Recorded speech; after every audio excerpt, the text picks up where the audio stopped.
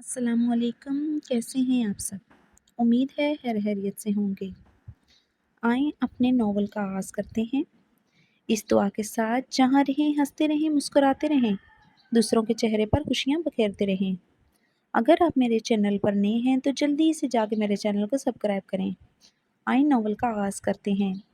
Novel جنون ہیزیاں، تحریر ہے میرم خان کی، ایپیسوڈ نمبر 29۔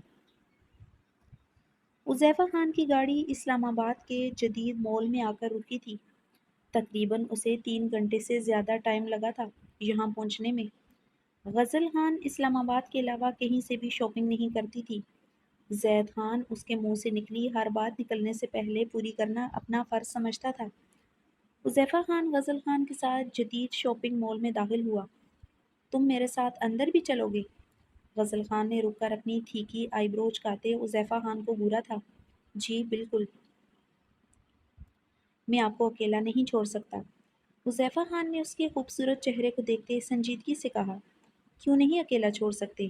اپنی حیثیت مت بھولا کرو، تمہاری اوقات نہیں میرے ساتھ کھڑا ہونے کی بھی، شکل گم کرو یہاں سے۔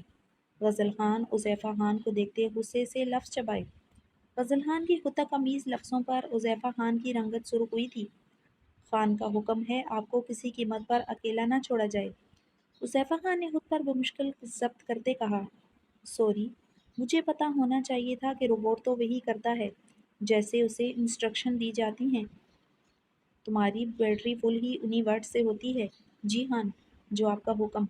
اور وہ محسوس ورڈز کیا ہے؟ غزل خان نے حذیفہ خان کے سرخ چہرے کو دیکھتے اپنے گال پر انگلی رکھتے سوچنے کی ایکٹنگ کی۔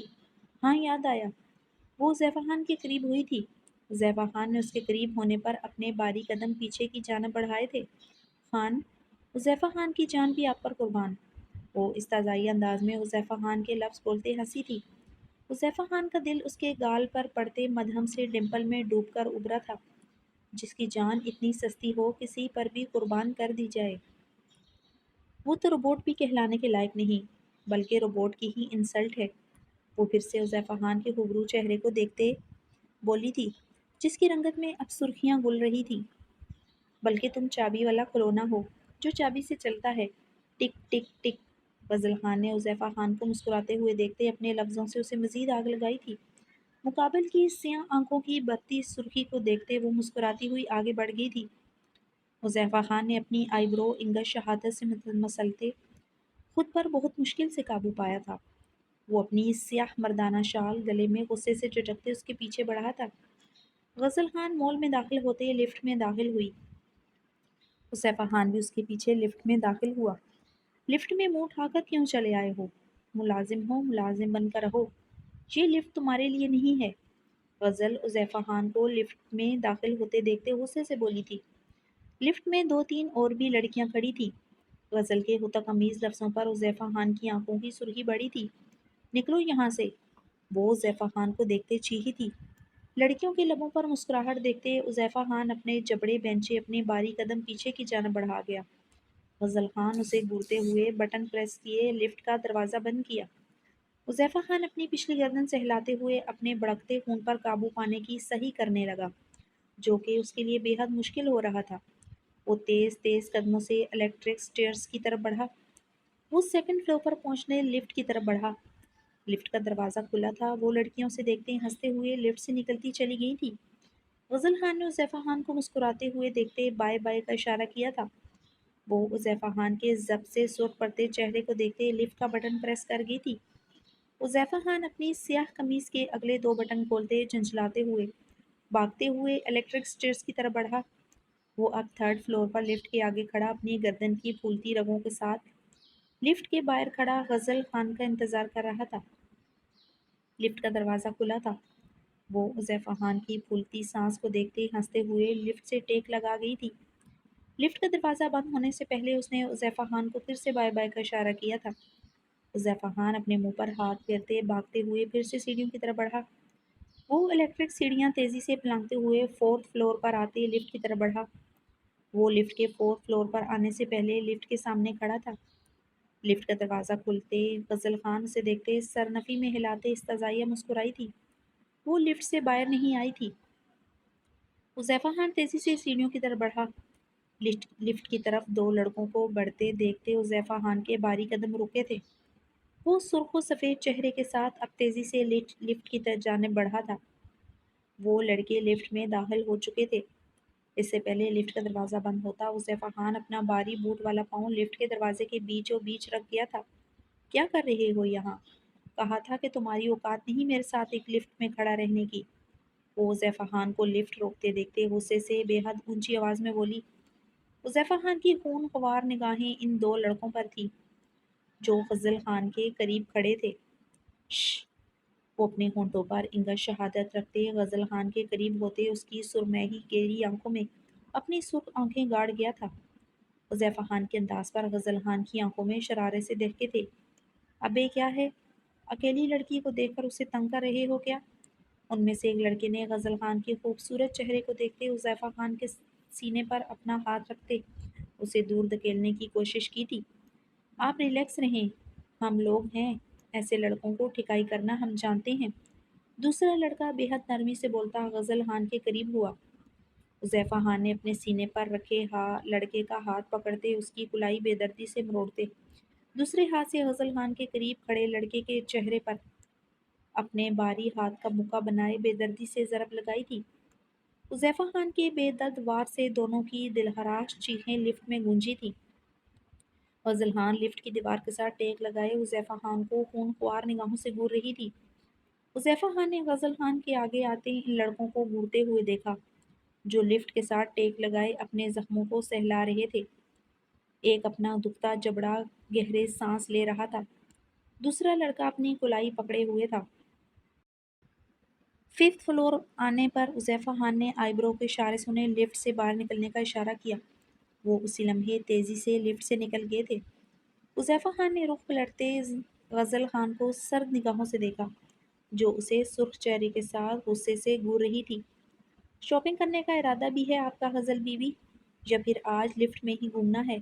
ویسے مجھے کوئی اعتراض نہیں، کیونکہ اب آپ کے ساتھ میں بھی لفٹ میں اوپر نیچے گھوموں گا، چاہے آپ جتنا مرضی چیخیں چلائیں، مجھے گالیاں دیں۔ وہ سرد و سپاٹ لہجے میں کہتے لفٹ کے ساتھ ٹیک لگا گیا۔ یہی کر سکتے ہو، مار پیٹ اور آتا کیا ہے تمہیں؟ فضل خان اسے سرد نگاہوں سے گورتے زہر خان لہجے میں لفظ چبائے تھے۔ ابھی مار پیٹ کی ہی کہاں ہے، اگر غلطی سے بھی وہ آپ کے اتنا قریب ہو جاتے جتنا میں قریب ہوں۔ وہ اس کی طرف بڑھا تھا، ان دونوں کے درمیان 2 قدم کا فاصلہ اب تھا، میں ان کے بیچ میں جان لے لیتا۔ وہ غزل خان کی سرمئی گہری آنکھوں میں دیکھتے آئی برو چکاتے بولا۔ اس کے بدن سے اٹھتی گلاب سی خوشبو محسوس کرتے حذیفہ خان دہک کر تندور بنا تھا۔ وہ مصنوعی خوشبو بھی آج خود پر ضرورت سے زیادہ چھڑک کر آئی تھی۔ غزل خان اسے نفرت آمیز نگاہوں سے دیکھتے دل ہی دل میں اسے گالیوں سے نوازے لفٹ سے نکل گئی تھی۔ حذیفہ خان اپنی شال چٹکتے اپنی مٹھیاں دبوچے اس کے پیچھے بڑھا۔ غزل خان ایک بہت بڑی جوتوں کی برانڈڈ شاپ کے اندر داخل ہوئی تھی۔ حذیفہ خان بھی اس کے ساتھ اندر داخل ہوا۔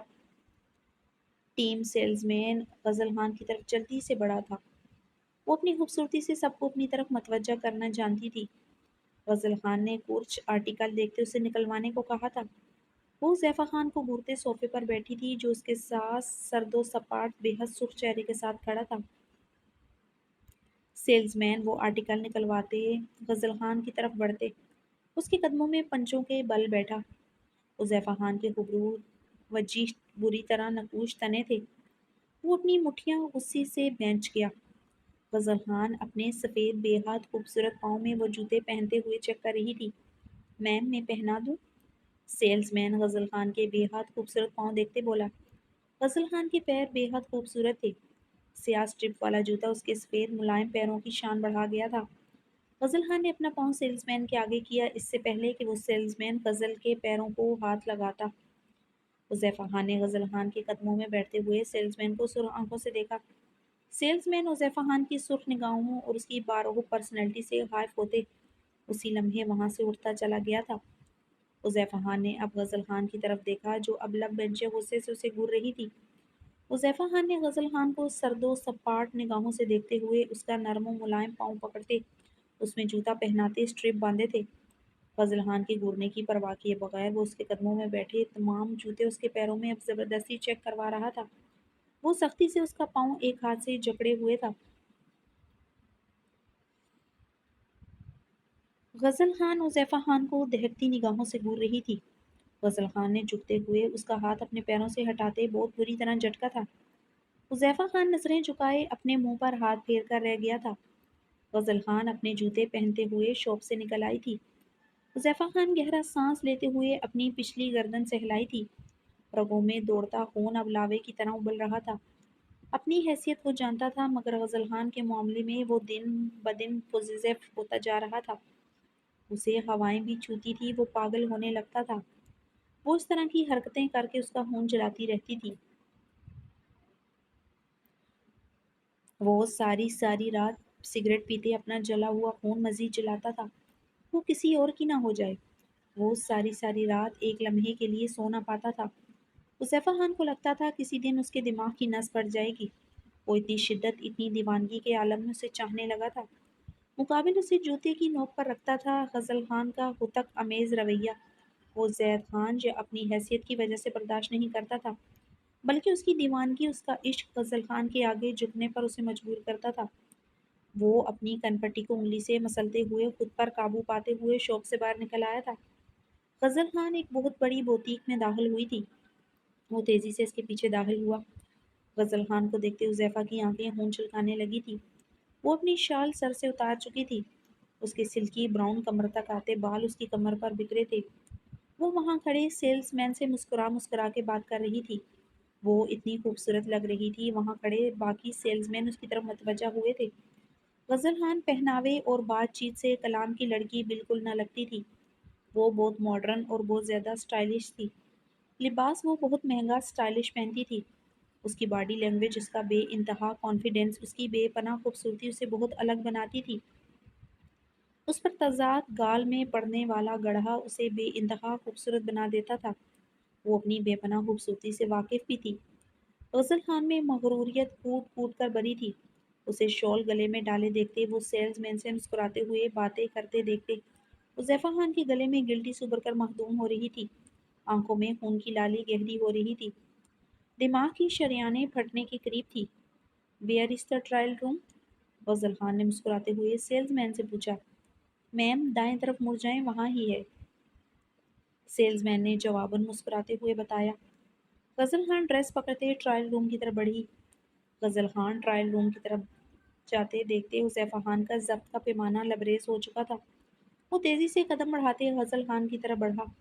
اس سے پہلے غزل خان ٹرائل روم کا دروازہ اندر سے لاک کرتی، وہ اپنا بھاری بوٹ والا پاؤں دروازے پر مارتے اندر داخل ہوتے۔ دروازہ اندر سے لاک کر گیا تھا۔ ٹائیگر کی ہراہٹ پر حامد خان اور اس کے دوست سیام خان اور اس کے گارڈ دلشاد خان کے قدم رکے تھے۔ وہ لوگ اس وقت گھنے جنگل میں شکار کرنے آئے تھے۔ دلشاد خان نے اسی لمحے اپنی بندوق سے فائر کیا تھا۔ فائر کی آواز پر ٹائیگر کی خوفناک آواز آنا بند ہو چکی تھی۔ یہاں ٹائیگر بھی ہو سکتا ہے۔ عجیب بات ہے حامد، ہم نے پوری معلومات کی تھی کہ اس جنگل میں کوئی خوفناک جانور نہیں ہے، سیام خان نے پریشانی سے سنجیدگی سے کہا۔ کوئی بات نہیں سیام، ہم واپس ہی جانے لگے ہیں۔ ہمارے پاس پسٹلز ہیں اور اس میں موجود ڈھیر ساری گولیاں۔ اگر کسی صورت کسی خطرناک جانور سے سامنا ہو بھی جاتا ہے تو ایک لمحے میں ڈیر کر دیں گے۔ حامد خان پسٹل سے فائر کرتا مسکرایا تھا۔ شام ہونے والی ہے، ہم کافی آگے آ چکے ہیں۔ جہاں ایک خوفناک جانور بھی نہیں، زیادہ بھی ہو سکتے ہیں۔ ہمیں اندھیرا ہونے سے پہلے یہاں سے نکلنا ہی ہے، سیام خان سنجیدگی سے کہہ کے آگے بڑھا تھا۔ حامد خان سیام خان کے چہرے پر خوف دیکھتے ہی اپنی گھنی مونچھوں پر ہاتھ پھیرتے مسکراتے ہوئے سیام خان کے ہم قدم ہوا۔ دلشاد خان کی دلخراش چیخ پر انہوں نے پیچھے مڑ کر دیکھا۔ دلاویز خان پیچھے سے آتے ایک ٹائیگر نے تیزی سے حملہ کرتے اسے اپنے شکنجے میں لیا تھا۔ حامد خان نے جلدی سے پسٹل سے ٹائیگر پر گولیاں چلائیں۔ سیام خان نے بھی اسی لمحے اس ٹائیگر پر گولیاں چلائی تھی۔ ان کے پسٹل سے نکلتے فائر سے وہ ٹائیگر اسی لمحے ڈیر ہوا تھا۔ حامد خان اور سیام خان جلدی سے دلشاد خان کی طرف بڑھے۔ وہ شدید زخمی ہو چکا تھا۔ ٹائیگر نے اس کے چہرے اور گردن پر حملہ کیا تھا۔ حامد خان نے جلدی سے اپنی شال اتارتے ہوئے دلشاد خان کی گردن پر رکھتے خون روکنے کی کوشش کی۔ سیام خان پریشانی سے دلشاد خان کو دیکھ رہا تھا، جو درد سے کرا رہا تھا۔ اسے جلد ہاسپٹل لے کر جانا پڑے گا، حامد خان نے کہا۔ وہ تو ٹھیک ہے حامد، مگر میری چھٹی حس کہہ رہی ہے یہاں اور بھی ایسے خوفناک جانور موجود ہیں۔ سیام خان نے گہرے سانس لیتے خود کے خوف پر قابو پاتے کہا، وہ لوگ جنگل میں کافی آگے آ چکے تھے۔ گاڑی تک پہنچنے میں انہیں آدھے گھنٹے سے زیادہ ٹائم لگ سکتا تھا، مگر مجھے ایسا لگتا ہے یہ جنگل خطرناک نہیں۔ میری مکمل معلومات ہیں، صرف یہی ٹائیگر تھا جسے ہم مار چکے ہیں۔ یہ ٹائیگر لگتا ہے کافی دنوں سے بھوکا تھا، اسی وجہ سے اس نے ہم لوگوں پر حملہ کرنے کی کوشش کی۔ حامد خان نے کھڑے ہوتے جنگل میں نگاہیں دوڑائیں جہاں اب شام ہو رہی تھی۔ اگر ہوئے تو سیام خان دلشاد خان کی حالت دیکھتے کھڑے ہوتے چیخا تھا، اگر ہوئے تو ہم اسے مار ڈالیں گے جیسے اس ٹائیگر کو مارا۔ سیام خان حامد خان کو یوں ڈرتے دیکھتے ناگواری سے جواباً غصے سے گرجا، کس طرح ماریں گے حامد خان؟ اس طرح کہ کوئی ٹائیگر کہیں سے بھی آتا مجھ پر اور تم پر حملہ کر لے پھر ماریں گے ہم؟ سیام خان دلشاد خان کی بگڑتی حالت دیکھتے تیز آواز میں بولا، پھر کیا چاہتے ہو تم؟ کیا کریں ہم؟ حامد خان غصے سے جھنجھلایا، دلشاد خان کی حالت بہت خراب ہو چکی ہے، اسے ادھر ہی چھوڑو، یہ بچ نہیں سکے گا، نہ اسے اٹھائے ہم چونکنا ہو کر چل سکیں گے۔ سیام خان کی بات پر حامد خان کے چہرے پر بے یقینی کے ساتھ شدید کرختگی چھائی تھی۔ تم اتنے ڈرپوک اور خود غرض ہو سکتے ہو سیام خان؟ میں نے سوچا نہ تھا، اگر دلشاد کی جگہ میں زخمی ہو جاتا تو مجھے بھی ادھر چھوڑ کر چلے جاتے۔ حامد خان کے لہجے میں بے یقینی اور صدمہ تھا۔ دلشاد سیام خان کا پرسنل باڈی گارڈ تھا، وہ کیسے اسے ادھر چھوڑ کر جانے کا سوچ سکتا تھا؟ وہ بے یقین تھا، میں کچھ نہیں جانتا، اس سے پہلے یہ حملہ تم پر مجھ پر ہو ہمیں یہاں سے نکلنا ہوگا۔ دلشاد کو یہیں چھوڑو، اندھیرا ہو گیا تو نکلنا مشکل ہو جائے گا۔ وہ دلشاد خان کی طرف بڑھتے اس کی پسٹل اٹھائے اپنی قمیض پر بندی بیلٹ پر لگائے آگے کی جانب تیزی سے بڑھا۔ حامد خان نے غصے سے اپنی پسٹل سے سیام خان کے قدموں میں فائرنگ کی۔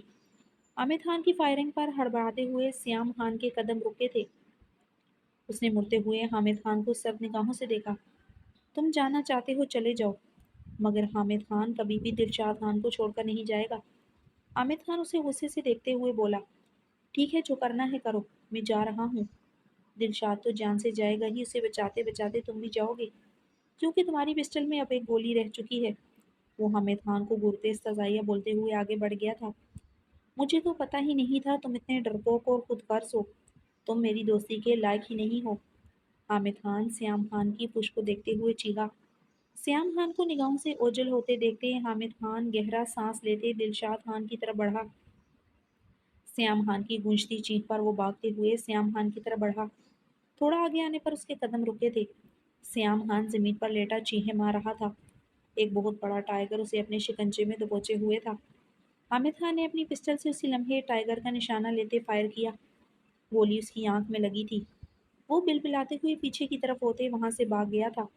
اس ٹائیگر نے سیام خان کے ہاتھوں کو شدید زخمی کر دیا تھا جو اس نے اپنے بچاؤ میں آگے کیے تھے۔ حامد خان پریشانی کے عالم میں سیام خان کی طرف بڑھا، اس کا چہرہ بھی زخمی تھا، وہ زخموں کی تاب نہ لاتے بے ہوش ہو چکا تھا۔ حامد خان پریشانی سے جنگل کو دیکھ رہا تھا۔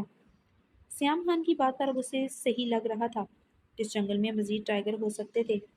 حامد خان کی پریشانی پر پسینے کے قطرے نمودار ہوئے تھے۔ یہ جانور نہ صرف خطرناک تھے بلکہ ایسا لگ رہا تھا جیسے انہیں اسپیشل ٹریننگ دی گئی ہے۔ وہ بہت خاموشی سے پیچھے سے حملہ کرتے تھے، حملہ کرنے سے پہلے آواز بھی نہ نکالتے تھے، مگر یہاں کون انہیں ٹریننگ دے سکتا تھا؟ حامد خان اپنی ہی سوچ جٹلا چکا تھا، جو بھی تھا یہ بے حد خطرناک جانور تھے، جو کسی صورت دلشاد خان اور سیام خان کو اکیلا چھوڑ کر نہ جا سکتا تھا۔ ان دونوں کی سانسیں چل رہی تھی، مگر وہ دونوں کو اکٹھے گاڑی تک بھی نہیں لے جا سکتا تھا۔ وہ اپنی گنی مونچھوں پر ہاتھ پھیرتے سوچ رہا تھا، وہ اب کیا کرے؟ یکدم وہ چوکنا ہوا تھا۔ پتوں کی کڑکڑاہٹ پر اس نے پیچھے مڑ کر دیکھا، ایک اور خطرناک ٹائیگر اسی گھات لگائے ہوئے اسے اپنی چمکتی آنکھوں سے دیکھ رہا تھا۔ حامد خان نے بہت آہستگی سے پیچھے کی جانب قدم بڑھاتے ہوئے ٹائیگر کی آنکھوں میں اپنی آنکھیں گاڑی۔ وہ حیران تھا، یہ ٹائیگر اگر بھوکے تھے تو زخمی دلشاد اور سیام خان پر حملہ کیوں نہیں کر رہے تھے؟ وہ چاہتے تو اکٹھے حملہ آور ہوتے، انہیں اپنی خوراک بنا سکتے تھے۔ حامد خان نے اپنی پسٹل ٹائیگر پر تانی، اس سے پہلے وہ ٹریگر دباتا ٹائیگر اسی لمحے اس پر چھلانگ لگاتے حملہ کر چکا تھا۔ حامد خان سلکے بھر زمین پر گرا تھا، وہ اپنے دونوں ہاتھوں سے بچاؤ کرتے ٹائیگر کی گردن پر دونوں ہاتھ رکھتے اسے خود سے دور کرنے کی صحیح کر رہا تھا۔ پسٹل اس کے ہاتھ سے اچھل کر دور گر چکی تھی۔ وہ ٹائیگر کا مقابلہ نہ کر پا رہا تھا، وہ بہت خونخوار تھا۔ وہ ہراتے ہوئے حامد خان کے چہرے اور گردن کو اپنے دانتوں سے دبوچنے کی کوشش کر رہا تھا۔ ٹائیگر نے اسی لمحے حامد خان کے بازو پر اپنے دانت گاڑے۔ حامد خان کی دلہراش چیخیں جنگل میں گونجی تھی۔ اس سے پہلے ٹائیگر حامد خان کی گردن پر حملہ کرتا، کوئی بھاگتے ہوئے آیا تھا۔ اس نے ٹائیگر پر جمپ لگاتے ہوئے ٹائیگر کو اپنے شکنجے میں لیا۔ حامد خان نے زمین پر لیٹے در سے کراہتے گہرے سانس لیتے اس آدمی کو دیکھا۔ وہ آدمی بہت بہادری سے ٹائیگر کا مقابلہ کر رہا تھا۔ وہ ایک ہاتھ سے اس ٹائیگر کی گردن دبوچے ہوئے تھا، ایک ہاتھ ٹائیگر اسے دیکھتے ہرا رہا تھا۔ وہ اسے اپنی نیلی آنکھوں سے دیکھتے اس ٹائیگر کی گردن کو بے دردی سے دبوچے ہوئے تھا۔ حامد خان اپنے زخمی ہاتھ کو پکڑتے ہوئے کھڑا ہوتے اسے امپریسو نگاہوں سے دیکھنے لگا۔ اتنا بہادر انسان اس نے آج تک نہیں دیکھا تھا۔ ٹائیگر بری طرح ہرا رہا تھا، مگر وہ اس پر حملہ نہیں کر پا رہا تھا۔ حامد خان کی نگاہیں اس کے مضبوط بازوؤں اور مسلز پر تھیں۔ وہ بلو چیز پر سفید شرٹ پہنے ہوئے تھا۔ سفید شرٹ میں اس کے مسلز نمایاں ہو رہے تھے۔ وہ زمین پر لیٹے ٹائیگر کی گردن بے دردی سے دبوچے اپنی پینٹ کی پاکٹ سے پسٹل نکالتے ہوئے ٹائیگر کے سر پر فائر کر گیا۔ ٹائیگر اسی لمحے ڈیر ہوا تھا۔ اس نے کھڑے ہوتے دوسری طرف جمپ لگائی تھی۔ دوسری طرف سے آتے ٹائیگر پر اچھلتے وہ اپنی پینٹ کی جیب سے چاقو نکالتے ہوئے اس ٹائیگر کی آنکھوں میں بے دردی سے مار چکا تھا۔ وہ بہت بے دردی سے اس ٹائیگر کو چاقو مارتے اسے ہلاک کر چکا تھا۔ حامد خان بے یقینی سے اتنے بہادر انسان کو دیکھ رہا تھا۔ وہ دونوں ٹائیگر کو بے دردی سے موت کے گھاٹ اتار چکا تھا۔ ٹائیگر کی آنکھ سے نکلتے خون کے چھینٹے اس آدمی کے چہرے کو خون آلود کر چکے تھے۔ وہ کھڑے ہوتے اب اپنی پینٹ کی پاکٹ سے رومال نکالتے اپنا چہرہ صاف کر رہا تھا۔ حامد خان اس کی بے حد سحر انگیز پرسنالٹی کو امپریسو نگاہوں سے دیکھتے اس کی طرف بڑھا۔ اس کی پرسنالٹی جادوئی تھی۔ اتنا سحر انگیز اور بہادر مرد اس نے آج تک نہیں دیکھا تھا۔ وہ آدمی بھی سنجیدگی سے حامد خان کی طرف بڑھا تھا۔ حامد خان اس کے انابی لبوں پر حامد خان کو دیکھتے مسکراہٹ اور نیلی آنکھوں میں چمک تھی۔ حامد خان سنجیدگی سے اس کی طرف بڑھ رہا تھا۔ دونوں ایک دوسرے کی طرف بڑھ رہے تھے۔ میرا نام زرغام خان ہے۔ اس نے اپنا ہاتھ حامد خان کی طرف بڑھایا۔ میرا نام حامد خان ہے۔ حامد خان نے بھی مسکراتے ہوئے ہاتھ ملاتے اپنا تعارف کروایا۔ تمہارا بہت شکریہ، تم نے میری جان بچائی، ورنہ وہ ٹائیگر مجھے کچھ سیکنڈ میں چیر پھاڑ دیتا۔ حامد خان سنجیدہ ہوا تھا۔ شکریہ کی کیا بات ہے اس میں؟ کسی بھی انسان کی جان کو خطرے میں دیکھ کر زرغام خان اپنے قدم پیچھے کی جانب نہیں آگے کی جانب بڑھاتا ہے۔ چاہے یہ خون خوار جانور میری جان لے لیتے، مگر میں پیچھے نہ ہٹتا۔ زرغام خان نے سنجیدگی سے کہتے اس مردود ٹائیگر کو خونخوار نگاہوں سے گھورتے اپنی شرٹ کی آستین کونیوں تک فولڈ کی۔ حامد خان زرغام خان کو ایک نظر دیکھتے اپنے سیاہ ہونٹوں پر نگاہیں گاڑے مدھم سا ہنسا تھا۔ زرغام خان نے الجھن بھری نگاہوں سے حامد خان کو ہنستے ہوئے دیکھا۔ مجھے خود پر ہنسی آ رہی ہے۔ میں جس دوست کو اپنا دوست سمجھ رہا تھا، آج پتہ چلا وہ دوست تھا ہی نہیں۔ وہ ایک اجنبی انسان دوست سے بڑھ کر رشتہ نبھایا۔ تم حامد خان کو خرید چکے ہو۔ حامد خان نے اس کی نیلی آنکھوں میں الجھن دیکھتے مسکراتے ہوئے وضاحت دی۔ وہ شہر جو بچپن میں چھوٹ گیا، وہاں ایک دوست مل جائے، یہ تو زرغام خان کی خوش نصیبی ہے۔ زرغام خان سنجیدگی سے مولتے حامد خان کی آنکھوں میں اپنی آنکھیں گاڑی۔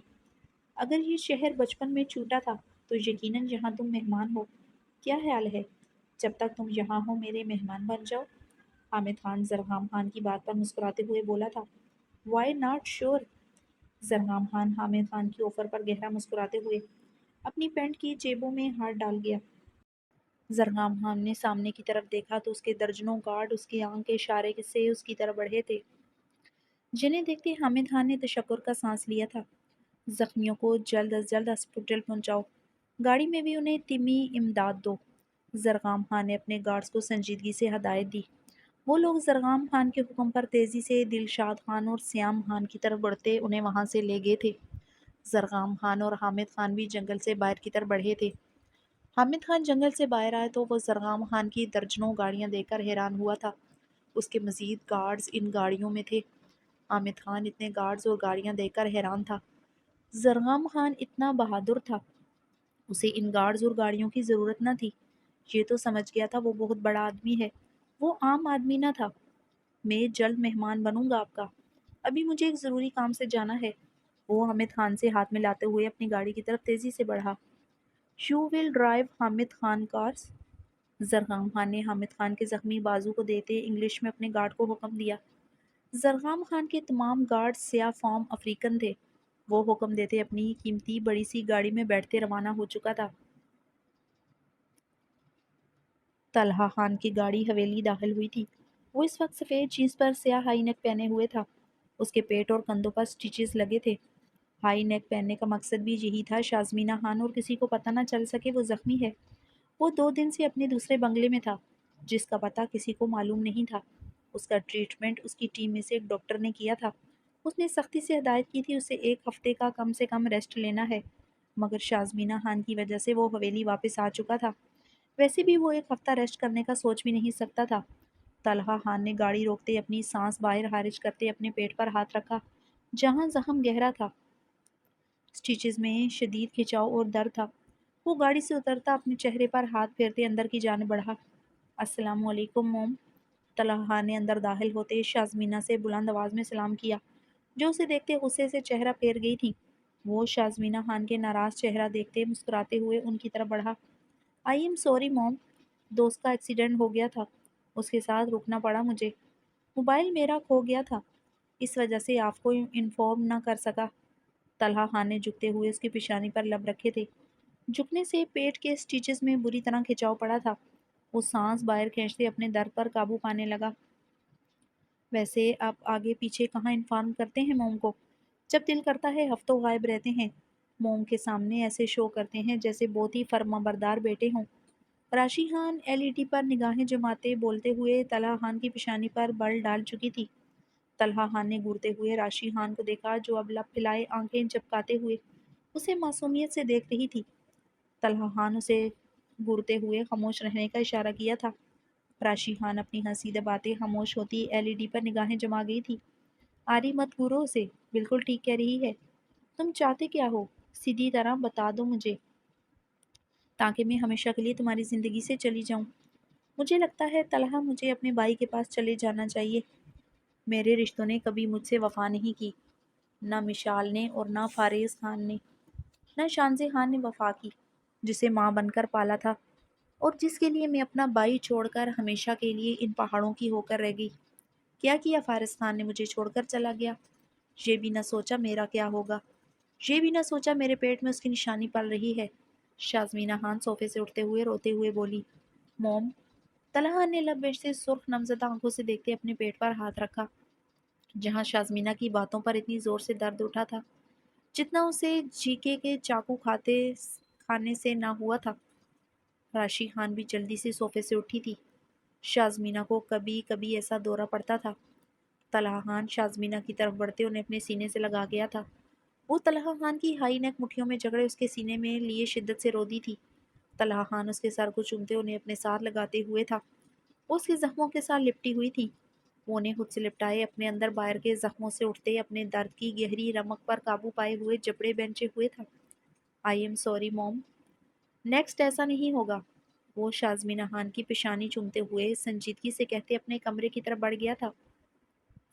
مہک صوفے پر بیٹھی اپنے سامنے رکھے ناشتے کو بھیگی نگاہوں سے دیکھ رہی تھی۔ اس ناشتے کو دیکھتے اس کی نیلی آنکھوں میں کرب بڑھتا جا رہا تھا۔ وہ بریڈ اور چائے کو دیکھتے استازیہ مسکرائی تھی۔ زید خان اس پر ایسی ہر عیاشی پر پابندی لگائی ہوئی تھی جس میں چائے، بریڈ، انڈے، دودھ، فروٹ، گوشت تھا۔ پتہ نہیں آج اس پر اتنی مہربانی کی آخر وجہ کیا تھی، یا شاید اسے پتہ چل گیا تھا اسے اسی ناشتے سے نفرت تھی۔ مہک نے اپنی بھیگی آنکھیں بے دردی سے رگڑتے ہوئے بریڈ چائے میں بھگوتے منہ میں ڈالی۔ اب اس کے چہرے پر خود کے لیے بے حسی تھی۔ وہ کھانا نہیں چاہتی تھی مگر زید خان کا سختی سے حکم تھا جو کھانا اسے دیا جائے وہ ہر حال میں ختم کیا جائے۔ جانتا تھا بنا کچھ کھائے وہ کہاں اس کی ظالمانہ جان لیوا شدتیں برداشت کر سکتی تھی۔ وہ بڑے بڑے لقمے لیتے اپنا ناشتہ اپنے اندر اتار رہی تھی۔ جانتی تھی سانس لینا ضروری نہ تھا مگر بستر پر اس کی ضرورت پوری کرنا لازم و ملزوم تھا، اور یہ بات رات کہہ چکا تھا۔ اس کا مقام اس کا بستر تھا جسے ہر حال میں اسے گرم کرنا تھا۔ رات سے وہ کمرے میں نہیں آیا تھا۔ کوئی 3 دنوں میں سکون کی نیند سوئی تھی۔ ابھی کوئی ملازمہ اسے یہ عیاشی والا ناشتہ دے کر گئی تھی۔ وہ ایک بریڈ کھاتے اپنے ہاتھ پیچھے کھینچ چکی تھی۔ پورا ناشتہ ختم کرو۔ زید خان کی باری آواز پر وہ بری طرح اچھلی تھی۔ وہ کمرے میں داخل ہوتے بیڈ کی طرف بڑھ گیا تھا۔ مہک نے اسے خوفزدہ نگاہوں زرد چہرے کے ساتھ دیکھا جو سفید ٹراؤزر سفید سینڈو میں ملبوس اس کے سامنے بیڈ پر ٹانگیں پھیلائے بیٹھے کراؤن کے ساتھ ٹیک لگائے اسے گہری نگاہوں سے دیکھ رہا تھا۔ مہک کی زرد ہوتی رنگت کو زید خان نے محظوظ نگاہوں سے دیکھا۔ تمہاری سزا تو زید خان کی قربت ہے، میری تو باہیں ہی تمہارے لیے جہنم ہے۔ وہ اس کے ہاتھوں کی لرزش کو بغور دیکھتے استہزائیہ ہنسا تھا۔ مہک نظریں جھکائے خاموشی سے ناشتہ کرنے لگی۔ مقابل کی گرم سرخ نگاہوں سے وہ سمجھ گئی تھی جو اس نے رات نہیں کیا تھا وہ اب کرنے والا تھا۔ وہ اب بڑے بڑے بریڈ کے لقمے لے رہی تھی۔ مقابل نے اس پر رحم کھانا نہیں بلکہ وہ بھوکے پیٹ اس ظالم انسان کی شدتیں سہ پر خود پر ظلم نہیں کر سکتی تھی۔ زید خان اپنی ہلکی گنی بیٹ پر ہاتھ پھیرتے ہوئے اس کی سڈول ٹانگوں پر نگاہیں جمائے ہوئے تھا۔ وہ اس کی سفید ٹی شرٹ میں ملبوس تھی جو گھٹنوں سے بھی اوپر تھی، سنہری بال کھلے تھے۔ وہ اپنی ہلکی گنی بیٹ انگلیوں سے سہلاتے اس کے دو آتشہ قیامت خیز بدن کو استحقاق بری نگاہوں سے دیکھ رہا تھا۔ وہ سچ میں اپنے آپ میں قیامت تھی۔ اسے ایسے دیکھتے زید خان کے خون میں گرمی بڑھتی جا رہی تھی۔ مہک ناشتہ ختم کرتے ہوئے صوفے سے اٹھتے ہوئے زید خان کی طرف بڑھی۔ زید خان اسے اپنی طرف بڑھتے دیکھتے ہوئے حیران ہوا تھا۔ وہ اس کے حکم کے بغیر اس کے پاس خود ہی آ رہی تھی۔ کیا بات ہے؟ جہنم میں جلنے کے لیے خود چل کر آ رہی ہو؟ لگتا ہے تمہیں خود پر ظلم سہنے کا بہت شوق ہے، یا پھر تمہیں خود کو مظلوم کہلوانے کا شوق ہے؟ وہ اسے اپنی طرف بڑھتے دیکھتے استہزائیہ انداز میں سوال کرتے مسکرایا تھا۔ جب پتا ہے میری جگہ اور اوقات کیا ہے، جب یہ سزائیں سہنی ہی ہیں تو چیخ و پکار کرنے کا کیا فائدہ؟ خود جلوں یا آپ جلائیں، جلنے کی تپش تو کم تو نہیں ہوگی۔ خود چل کر جب اس جہنم میں آؤں گی تو شاید جلن اور تذلیل کا احساس کم ہو، میں خود کو باور کروا سکوں کہ میں خود کسی کی محکوم نہیں ہوں۔ یہ قید اور یہ ظالمانہ پناہیں مہک ملک نے اپنے لیے خود چنی ہیں، ورنہ کسی کی ہمت ہو ہی نہیں سکتی وہ مہک ملک کو اپنی پناہوں میں قید کر سکے۔ مہک نے زید خان کی طرف بڑھتے آہستگی سے بولتے نظریں جھکائے اس سے کچھ فاصلے پر رک گئی تھی۔ مہک کی بات پر زید خان کا بلند و باق کہکا برآمد ہوا تھا۔ زید خان نے اس کی جھکی نگاہیں اور اس کے خوبصورت نقوش کو گہری نگاہوں سے دیکھا تھا۔ وہ مزید ہو پر قابو نہ رکھ سکا تھا۔ اسے اپنی ضرورت مٹانے کے لیے اس کے جوان جذبے سر اٹھا گئے تھے۔ وہ اسی لمحے اس کی گلائی کو پکڑتے اپنی طرف کھینچ چکا تھا۔ وہ اس کے چوڑے سینے میں آن سماتی اس کی دھڑکنوں کا حصہ بنی تھی۔ وہ سختی سے اسے اپنی مضبوط باہوں میں قید کر گیا تھا۔ مہک کی نازکی کو وہ بہت بے دردی سے اپنے سینے سے مسلتے سکون سے آنکھیں موند گیا۔ مہک کا نازک وجود اس کے حصار میں بری طرح لرزا تھا۔ زید خان رخ پلٹے بے حد نرمی سے اسے بیڈ پر لٹاتے اس پر اپنا پہاڑ جیسا وزن ڈال گیا تھا۔ مہک کی رنگت میں پہلے سے زیادہ زردیاں گلتے دیکھتے وہ اس کے بدن کی کپ کپاہٹ دیکھتے۔ زید خان کے لبوں پر طنزیہ تمسخراتی مسکراہٹ بکھری تھی۔ وہ اس کا وزن بے مشکل برداشت کرتے اسے بھیگی آنکھوں سے دیکھ رہی تھی۔ جتنی زبان چلتی ہے اتنی پرفارمنس بھی اب دکھانا۔ آج دیکھتا ہوں تم میں کتنی جیداری ہے، کتنی طاقت ہے۔ وہ اس پر جھکے ہو رہا تھا۔ مہک نے اسے نیلی آنکھوں سے دیکھتے سسکی لی تھی۔ سسکیاں نہیں، میری قربت میں اپنی پرفارمنس دکھا کر ثابت کرو کہ مہک ملک میں آخر کتنا دم ہے۔ وہ اس کے نیلے گالوں پر انگلیاں پھیرتے ہوئے باری آواز میں بولتے اس کے وجود سے ٹی شرٹ اتارتے ہوئے اس کے گلابی لبوں پر جھک گیا تھا۔ مہک نے سسکتے ہوئے اس کی سینڈو مٹھیوں میں جکڑی۔ زید خان نے اس کی سانسوں کو اپنی دہکتی سانسوں میں قید کیے اپنی سینڈو کو اوپر کی تھی۔ ایک لمحے کے لیے اس کے ہونٹوں کو آزاد کیا تھا۔ اپنی سینڈو اتارتے ہوئے وہ پھر سے اس کے لبوں پر جھک گیا تھا۔ وہ بے رحمی سے اس کے نازک ہونٹوں سے لپٹے ہوئے تھا۔ مہک کی سانسوں کو بے رحمی سے کھینچتے ایک پل کے لیے اسے مہلت دی تھی۔ مہک نے گہرے سانس لیتے اپنے بے ترتیب سانسوں کو بمشکل درست کیا تھا۔ وہ اس کی سانس جیسے گونج چکا تھا۔ وہ بے دردی سے اسے اپنے جسم کا حصہ بناتے رخ پلٹتے اسے اپنے اوپر کر گیا تھا۔ آج مجھے مہک ملک کی پرفارمنس دیکھنی ہے۔ وہ ریموٹ اٹھائے کمرے میں مکمل اندھیرا کرتے ہوئے اسے کان میں سرگوشی کرتے کہتا لگا گیا تھا۔ مہک ملک کی نیلی آنکھوں سے آنسو گرتے ہوئے زید خان کی گردن کا حصہ بنے تھے۔ ان نیلی آنکھوں پر ظلم کم کیا کرو، خوبصورتی ماند پڑ جائے گی۔ اس کے کان میں سرگوشی کرتے اسے خود کے ساتھ سختی سے لپٹا گیا تھا۔ کمرے میں سسکیوں اور شدتوں کی آنکھ لمحہ لمحہ شدت پکڑتی جا رہی تھی۔ کل رات بھاگنے کی سزا وہ اسے ایک نئے انداز میں دے رہا تھا۔ آئندہ تم نے میری حویلی، میری پناہوں سے بھاگنے کی کوشش کی، تمہاری اس سے بھی بری حالت کروں گا، سانس لینے کی بھی مہلت نہیں دوں گا۔ وہ اس کی تیزی سے چلتی سانسوں کو اپنی سانسوں میں قید کرتے اسے تکیے پر پٹک چکا تھا۔ اب وہ اس پر بے رحمی سے شدتیں ڈھاتے اسے بری طرح تھکاتے اس پر اچھی طرح باور کروا رہا تھا کہ رات اس نے اس کی پناہوں سے بھاگ کر کتنی بڑی غلطی کی ہے۔